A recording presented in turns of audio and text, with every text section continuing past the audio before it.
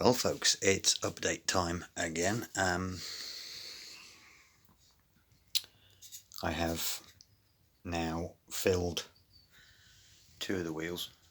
Well, I filled all three technically, but I've rubbed down two and put a coat of primer filler across just to fill it. There's still a little bit of work left to do before I put another coat, well, some grey primer and the top coat on.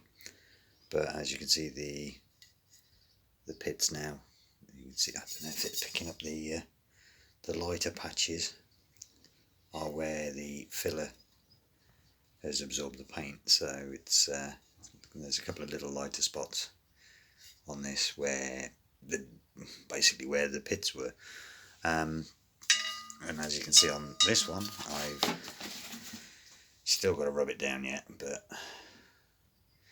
the filler, it was a bit clumpy. I didn't mix it too well and it was drying up very rapidly, so we've got a bit of work to do on that one still. And then I've also managed to strip the frame off completely of the old paint and start filling that again. It's just chunky filler that, you know, it just dries very quickly because it's a two-part filler. Other brands are available, but it's just a two-part body filler available off the shelf of your local automotive parts store. So yeah, it's coming along together. I just ran out of physical ability, so yeah, that's why this is still unsanded and that's unsanded. But yeah, we're getting ever closer. I'm still waiting on spokes. It's been a couple of weeks now, and now that I have put the lacquer on the hubs, well, two of the hubs, I can now do the third hub, so those can go away ready for focus, for filling. And then it's a matter of basically what I want to do is I want to get a rolling frame, so basically the frame, the forks, the back wheels, the front wheel, get that ready, and then every time I work on something like all the various parts in there, I can literally get them finished and get them bolted onto a rolling frame, because that'll just sit up there out of the way, out of harm's way. So that's where I'm at the moment. I'm still working on wheels. It's taking a lot of time, again, because of my physical fitness, but also, as I say, waiting on spokes, waiting on parts. Now, with the handlebars, I get them out. They are very, very rough, very, very pitted as well. And what I'm going to try on this is rather than using a metric ton of body filler to try and fill all those out, I'm going to see with my bench grinder over there behind the frame, I'm going to see if I can get that a little smoother before I put a little lick of filler over it. Otherwise the bars are going to be more or less solid filler. Same for the edges of the chain guard. The edges of the chain guard are, come on, you can focus in on that now. Yeah, you can see where, well, I don't know if you can see, but ignore the rust, but this edge here is just, it's rusted away.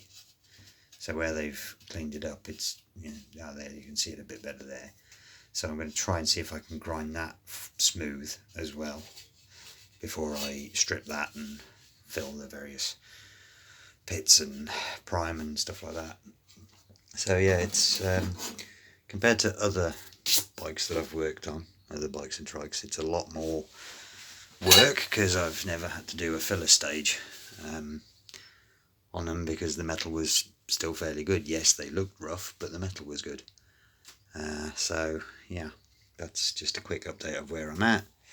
Waiting on spokes and waiting on things to dry and my body to behave itself. So yeah, we're getting there. It's a lot of filler on there. It's actually just a lot of overfill, to be honest. I was just, where I was scraping it on, it just stayed behind. So a lot of that I'll just scrape off and just leave behind the bits that I needed to leave behind. And then it's smooth it, prime it, paint it, lacquer it.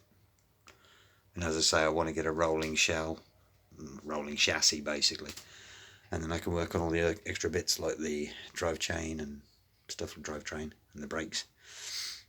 It's an odd one, this is, because I mean, when I finish it, I'll show you the overview, and there is I think there's a picture in the first video. It's the blue one. It's a Gresham Flyer. So if you've heard of one of those, and I got to be honest, it's one of the rougher ones that I've worked on. It's one of the roughest bikes or trikes that I've worked on, just again because of the pitting on the frame, but also the way it's constructed. There's a lot of, I mean, yeah, I don't know if there's a pickup, but in there's a lot of overspill from where it was brazed together originally, and the joins aren't great, and I think the only bearing on there is the wheel bearing. So it's very weird. And the other thing that's also a bit strange about it is, normally with, you know, bikes and things like that, if you tighten the chain, you usually do it from the back wheel. Now on this one, you move the pedals. It's on a separate thing, which, if I can get it, now there it is, in the tin. There we go. It's on a separate mount on the frame. That's where the pedals bolt to. So rather than having the pedals in a excuse me, having the pedals in a static place like you do on pretty much every other bicycle or tricycle, on this one, it's on this floating mount, so that when you want to tension the chain, you just move this, which I kind of can't get my head around that, because it's changing the riding position just to tighten the chain. Whereas normally on, like, say, this thing, you just move the back wheel a bit or take a link out, you know, but on this you actually move the pedals. So that's an interesting option. Still got a lot of parts to clean up in there, various mounts and pedal assemblies and stuff, so it's slow going. But this one in particular, because it is the 14-inch, Gresham did 3 versions of the Flyer. They did the standard one, which was a 16-inch. They did a Super Deluxe, which was a 16-inch with a box. And then this is the 14-inch wheel with a box, which then becomes the Deluxe. So I'm not quite sure how their naming scheme works there. But yeah, it's, as I say, it is slightly slower going. And I've got to literally just get myself fit and sorted and get through it. Because the sooner I get this one done, the sooner I can get this one done, and then the sooner I can get another one. Which sounds weird. I've got to stop myself from looking on Facebook. I've got to be honest. I've currently got a watch list of about 15 or 20, something like that, bikes or trikes that I'd be like, oh, that could be fun to do. And it's just because I'm enjoying the rebuild. I mean, I'm not doing this to make any money. Because I'm not making any money on it. I've got a couple of friends who want trikes, so when I fix them, they have got homes to go to, but I'm not making any money on it because it's a hobby. But yeah, you see, normally on the 2 trikes that, well, trike and a half I've worked on before, this back arm would be able to separate, but on this it's brazed on solid, and that was a surprise to me, because when it came to putting the coat of filler primer on it, I've realised that it weighs a lot more. So yeah, it's interesting. But yeah, that's going to be next, I think. Or I might do I've got another trike in the, I don't know. I kind of want to crack on with this, because this is going to be fun. This is something that I'm doing for me. But this, as I say, is just something that I'm enjoying doing, and it has got a home once I've finished it. So yeah, we'll get there. Still got a long way to go. I mean, I've got to reskin the one mud guard and grind that out and replace that one. And I mean, that's the other thing as well, is the new one isn't the same thickness as the old one. And this is the other thing that makes me think it was completely stripped back, because it's broken off, but it's also been painted where it was broken off. And then they've allowed that. I mean, yeah, that I've seen cheese with less holes. So, you know, it's there's a fair bit to do. And thankfully I don't have a time scale. With the last one that I did, I promised the person that was having it that it'd be ready by a certain time, and I ended up having to rush it slightly. So at least this one I can take my time. I can do it a little bit better. Every time I do one of these, I learn something new, which is why I try and change up what I'm doing. So it's like when I did the BMX, it was like that was the first time assembling a bike, from stripping it down and putting it all back together again. And my yellow one, which is under that blanket over the back there, that was a proper, semi-proper restoration job, and it was the first time I'd ever done one of these, something like that, a proper restoration job. And then the red one was just, I wanted to do 3 wheels, and then this one is a different design altogether, and it's got the box, and then that one's completely different as well because it's a different size, and that one is going to be completely customized as well. So, it's fun. Yeah, I just need more space. I've got three bikes and a trike in that little space just there.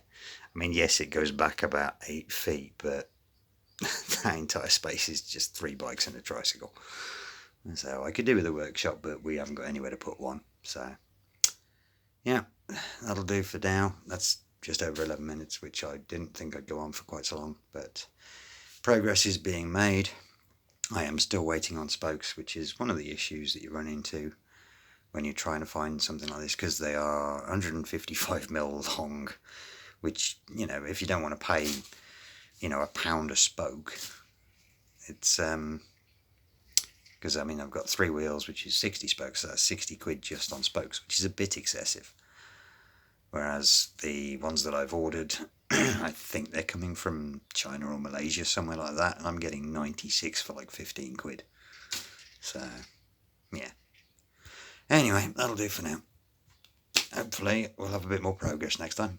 See you soon.